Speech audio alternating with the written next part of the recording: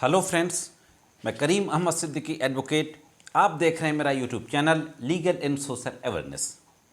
Domestic violence act के संबंध में एक बहुत ही इम्पॉर्टेंट एकेडमिक क्वेश्चन है कि क्या डोमेस्टिक वायलेंस का केस फाइल करने के लिए किसी विक्टिम का, जो पीड़ित महिला होती है, उसका किसी व्यक्ति के साथ जिसके खिलाफ वो डोमेस्टिक वायलेंस का केस फाइल करने जा रही है, क्या लीगली मैरिज होना जरूरी है?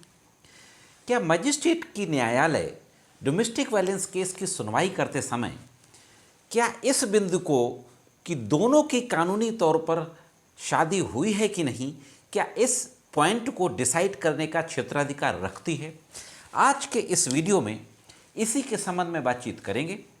ये देखेंगे कि इस संबंध में लॉ क्या कहता है, क्या डोमेस्टिक वायलेंस एक्ट में इस तरीके का कोई प्रोविजन दिया गया है, और इस संबंध में ऑनरेबल दिल्ली हाई कोर्ट के एक जजमेंट के बारे में भी चर्चा करेंगे। तो दोस्तों, शुरू करते हैं और देखते हैं कि इस संबंध में संपूर्ण जानकारी क्या है। साथियों, जो डोमेस्टिक वायलेंस एक्ट है, protection of women from domestic violence 2005, इसमें ऐसा कहीं पर भी कोई प्रावधान नहीं दिया गया है कि डोमेस्टिक वायलेंस का केस फाइल करने के लिए शादी होना जरूरी है। जब हम इसमें विक्टिम की डेफिनेशन को देखते हैं तो इसमें कहा गया है कि जो पीड़ित होगा वो वीमेन होगी, एक महिला होगी, पीड़ित होगी। वो कैसी महिला होगी?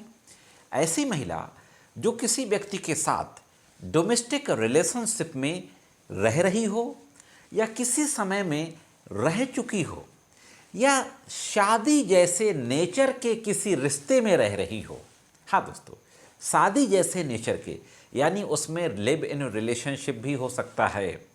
दो लोग जो एडल्ट हैं, अपनी मर्जी से अगर वो साथ रह रहे हैं, भले ही पति पत्नी की तरह रह रहे हों, शादी होना जरूरी नहीं है।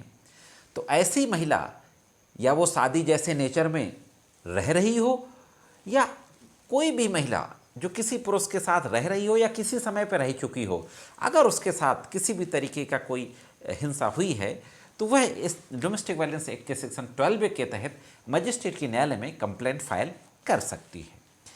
अब केस जो honourable high court, Delhi high court के द्वारा डिसाइड किया गया, उस केस के फैक्ट ये थे कि एक महिला डोमेस्टिक वायलेंस का केस फाइल करती है। उसमें सेक्शन 23 की एप्लीकेशन की सुनवाई करते समय जो इंटरिम मेंटेनेंस का ऑर्डर होता है, जिसमें 10,000 रुपये इंटरिम मेंटेनेंस का ऑर्डर उस महिला के लिए और उस महिला की डॉटर के लिए मजिस्ट्रेट के न्यायालय के द्वारा बांध दिया जाता है।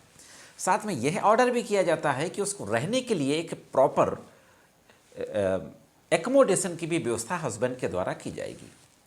दोनों लोग इस ऑर्डर के खिलाफ जिला जज के यहाँ अपील फाइल करते हैं, जिसमें से जो महिला की अपील होती है वो अपील डिसमिस कर दी जाती है, और जो हस्बैंड की अपील होती है वो आंशिक रूप से पार्शियली एक्सेप्ट कर ली जाती है, और 10,000 रुपये के अमाउंट को 5,000 रुपया कर दिया जाता है।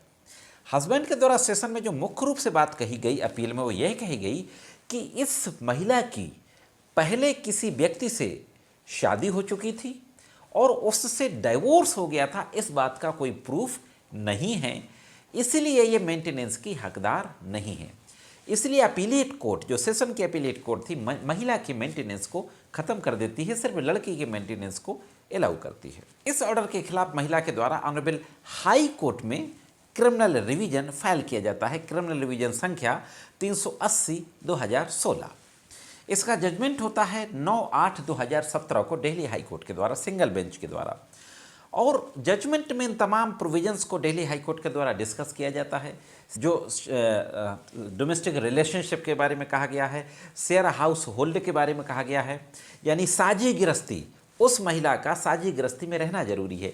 इन सब डेफिनेशंस को डोमेस्टिक वायलेंस एक्ट में जो दी गई हैं, उनको बहुत ही गंभीरता से देखते हुए ऑनरेबल दिल्ली हाई कोर्ट के द्वारा ये कहा जाता है कि मजिस्ट्रेट की कोर्ट, पैरा नंबर 14 में बात कही गई कि मजिस्ट्रेट की court is not competent to decide validity of any marriage between the party which could only be done by the competent court.